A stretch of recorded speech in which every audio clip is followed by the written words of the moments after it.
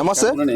తెలంగాణ అంటేనే నీళ్లు, నిధులు, నియామకాలు, భూభాగంపై జరిగిన ఉద్యమాలు. మరి సాధించుకున్న తెలంగాణ 12 సంవత్సరాలుగా వస్తుంది. ఈ తెలంగాణలో అనేక భూ ఆక్రమణలు జరుగుతున్నాయి. పార్కుల పేరుట, హైడ్రా పేరుట ఏదో కాపాడుతున్నామని చెప్తున్నారు కానీ అనేక అక్రమాలు జరుగుతున్నాయని చెప్పడం జరుగుతుంది. దీనిపై ఈ రోజు ప్రెస్ మీట్ పెట్టడం జరిగింది. మెట్టు సూర్యప్రకాష్ గారు వారితో మాట్లాడి మిగతా డీటెయిల్స్ తెలుసుకునే ప్రయత్నం చేద్దాం. అన్న నమస్తే అన్న. ఈరోజు మీరు ప్రెస్ మీట్ కండక్ట్ చేయడం జరిగింది. మరి అసలు ఏం జరుగుతుంది తెలంగాణలో భూ ఆక్రమణలు పై ఏంటిది?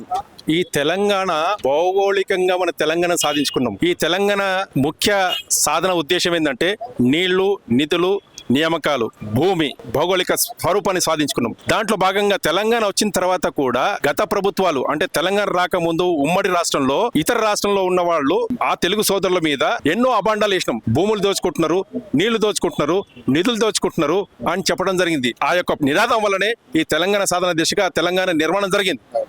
తెలంగాణ నిర్మాణం జరిగిన తర్వాత కూడా ఈ ఆంధ్ర వాళ్ళు వెళ్ళిపోయిన తర్వాత కూడా ఈ భూములని ఎవరు దోచుకుంటున్నారు అనేది ప్రధానమైనటువంటి అంశం. ఈ అంశంలో భాగంగా ఈ యొక్క శాంతా శ్రీరామ్ అనే ఒక builder Kandlakoya village survey number 43, 54, 74 అనే సుమారుగా 20 ఎకరాల స్థలాన్ని స్ప్రింగ్ ఫీల్డ్ ఊడా లేఅవుట్ అని చెప్పేసి ఒక ప్రింట్ లేఅవుట్ తయారు చేసి మాకు ఇచ్చి అందరి దగ్గర అమ్మటం జరిగింది. ఆ ప్లాట్ లో ఆ యొక్క లేఅవుట్ లో చాలా మంది మన తెలంగాణ వాళ్ళు కొన్నారు. 2000లో, 99లో, 2002లో, 1లో, 3లో కొనడం జరిగింది. అప్పటి నుంచి కూడా అక్కడ ఎలాంటి నిర్మాణం జరగలేదు. ఎందుకంటే కొంచెం నిర్మానుష్యమైన ప్రదేశం కాబట్టి. ఇప్పుడు డెవలప్మెంట్ అయిన తర్వాత అందరూ ప్లాట్ ఓనర్స్ ముందుకు వచ్చి కట్టుకోవాలనే తరుణంలో అక్కడ సిఎంఆర్ కాలేజ్ యొక్క మేనేజ్మెంట్ ఈ శాంతా శ్రీరామ్ అనే బిల్డరు ఇద్దరు కూడా కొలిడ్ అయ్యి అది అక్రమ లేఅవుటే, ఇది ఊడ లేఅవుట్ కాదు, ఊడ లేఅవుట్ అని చెప్పి మాకు అమ్మటం జరిగింది. అట్లాంటి మోసం చేసినటువంటి శాంతా శ్రీరామ్ మీద కూడా చర్యలు తీసుకోవాలా. ముఖ్యమంత్రి గారు నేను మనవి చేస్తా ఉన్నాను. భూ కబ్జాదారుల మీద ఏ రకమైనటువంటి చర్యలు తీసుకుంటారంటే భూమి దగ్గరికి టచ్ చేస్తే వాళ్ళ గుండెలు దడదడలు ఆడాల. అట్లాంటి చర్యలు, అట్లాంటి చట్టాలు తీసుకురావాల ముఖ్యమంత్రి గారు నేను మనవి చేస్తా ఉన్నాను. ఈ యొక్క హైడ్రా యొక్క నిర్మాణం ఒక గొప్ప ఉద్దేశం. ఈ ప్రకృతిని కాపాడి ప్రజల యొక్క భూములను కాపాడి ప్రభుత్వం భూములు కాపాడటానికి హైడ్రా నిర్మాణం జరిగింది.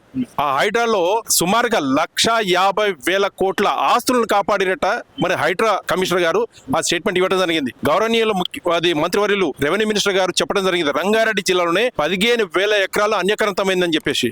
ఆ అన్యక్రాంతం ఎవరు దోచుకున్నారు? గత ప్రభుత్వం అని చెప్పిన రెవెన్యూ మినిస్టర్ గారు. మరి వాటి మీద ఏమైనా ఎంక్వైరీ చేస్తున్నారా? ఆ ప్రజల సొమ్ముని అట్లా అప్పనంగా దోచుకున్నటువంటి గత ప్రభుత్వాల మీద ఏమైనా ఎంక్వైరీ చేస్తున్నారా? ఆ భూములను కూడా తిరిగి మన ప్రభుత్వాలు తీసుకుంటున్నాయా? ఆ ప్రజలకు ఉపయోగపడతాయా? ఉపయోగపడేటట్టు చర్యలు తీసుకోవాల్సిందిగా మనం చేస్తా ఉన్నాను. ఇట్లాంటి పట్టాదారులని, భూమి యజమానులని మభ్యపెట్టి మోసం చేసి బిల్డర్లు వాళ్ళని దోచుకుంటా ఉన్నారు. ఆ యొక్క భూ నిర్వాసితులని, భూ యొక్క బాధితులని, ఆ పట్టాదారులని తరఫున మేము పోరాటం చేయడానికి సిద్ధంగా ఉన్నాము. ఈ Springfield layout Shantha Sriram ద్వారా నిర్మితమైనటువంటి layout bogus, fake. He has cheated the all plot owners. He is colluded with that CMR college management. He is colluded with them and they are going to grab the entire layout and parks also. We have complained to the Hydra commissioner for the parks, save the parks.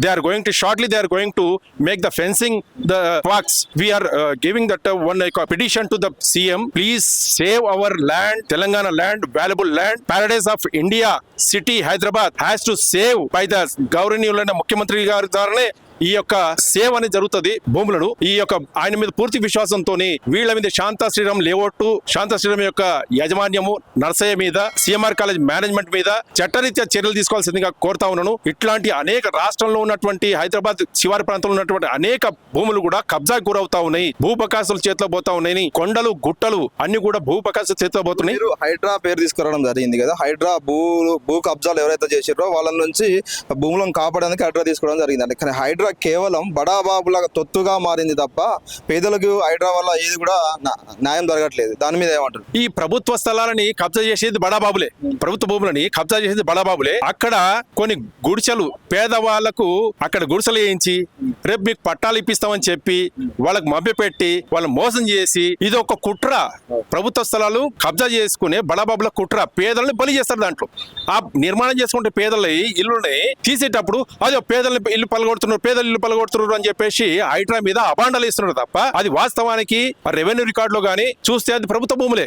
కేవలం మేము appreciate చేస్తా ఉన్నాం ముఖ్యమంత్రి గారికి. హైడ్రా నిర్మాణం చేయడం వల్ల ప్రభుత్వ స్థలాలు ఎన్నో కాపాడబడ్డాయి, చెరువులు కాపాడబడ్డాయి, ఈ ప్రకృతి వనరులు కాపాడబడుతున్నాయి, ఈ ప్రకృతి వైపరీత్యాల వల్ల కాపాడబడుతుంది హైడ్రా ద్వారా. ప్రజలకు ఎంతో మేలు జరుగుతూ ఉంది.